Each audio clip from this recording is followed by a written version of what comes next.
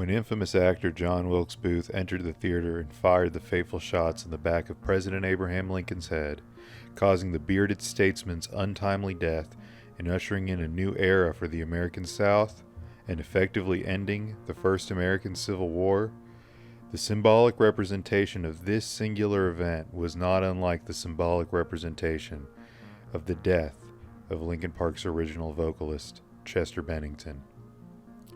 The simplicity and carefree nature of the 1860s was a time when presidential figures traveled without security guards and miles of red tape regulations, echoing the same sentiments and hopes espoused in Linkin Park's pre-9/11 debut, Hybrid Theory. It's no coincidence that singular events happen right before the world as we know it comes crashing down. And the untimely death of Chester Bennington was no different. A figure like Abraham Lincoln was similar to Chester in more ways than one, both scorned by half the country, taken out by powers beyond their scope for the ferocity of their unyielding and unflinching convictions, and unfortunately, unappreciated at their demise.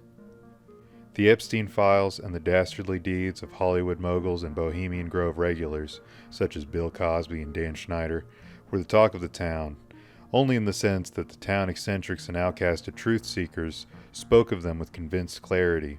Fast forward to the year 2024, a time when Hyde from That 70s Show is behind bars for sexual assault.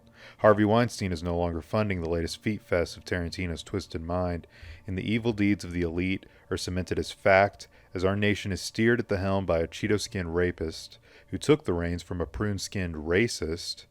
Many of us who believed in Chester Bennington's message would shout from the rooftops, "I told you so," if we weren't struggling to hold back tears and cracking voices already. Because it was Chester's own poetic stylings and emotive vulnerability that gave us the strength to press on through these times of chaos to begin with. Cornell, Bourdain, Bennington, all silenced, and the world is a bit quieter and less honest as a result. But hope isn't just a campaign slogan used to manufacture consent for endless drone strikes. It seems like one of the themes of America since this nation was created is the idea that any time someone tells you something can never happen, it indeed happens. They said we'd never land on the moon. Okay, maybe we didn't do it, but we sure as hell tried. They said we'd never end segregation. Well, I work with several black people, and most of my coworkers are chill about it. Lincoln ended slavery. Jimmy Carter brought the peanut to national prominence. Do you see a theme? People said Ben Franklin was a dipshit for playing outside in the rain and he got struck by lightning just to prove a point. In this sense, Linkin Park are signing the emancipation and discovering electricity and peanuts by casting a female vocalist for their triumphant return from zero. Once again, they said it'd never happen.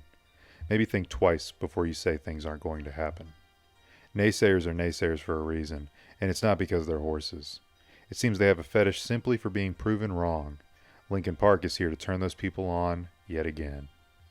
For all this talk of Chester, I don't want to dwell on the past. Chester was the voice, the words, the face, but beneath the beanie lurks in the shadows Maestro Mike Shinoda, often called the Jimmy Page of Linkin Park.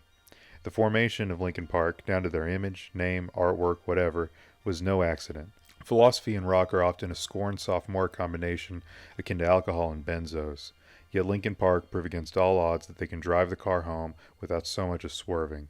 Despite female Emily Johnson taking over vocal duties, the song remains the same for the Lincolns on 2024's From Zero.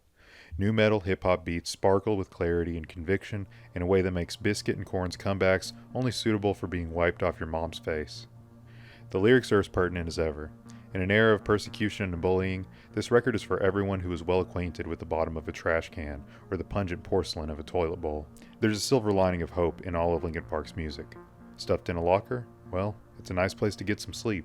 When life gives you lemons, whether it's school bullies or Donald Trump, you take those motherfuckers and throw them right back at life itself. Tolerance and inclusivity is something the world has been short on, like a bum who needs 2 more nickels to procure a 40 ounce of King Cobra, and Linkin Park gives us the whole damn snake. Even the controversy of the hiring of Emily Johnson is a mere moot point. In an era where the tolerant are intolerant and the already intolerant are extra intolerant, Linkin Park forces us to drink the milk of art, eat the cheese of nu metal, and ignore the ensuing farts and abdominal discomfort. Johnson was derided for being a female and for being a Scientologist, but Linkin Park's From Zero teaches us to separate the fart from the fartist. Who gives a crap if she's a level 10 Xenu worshiper?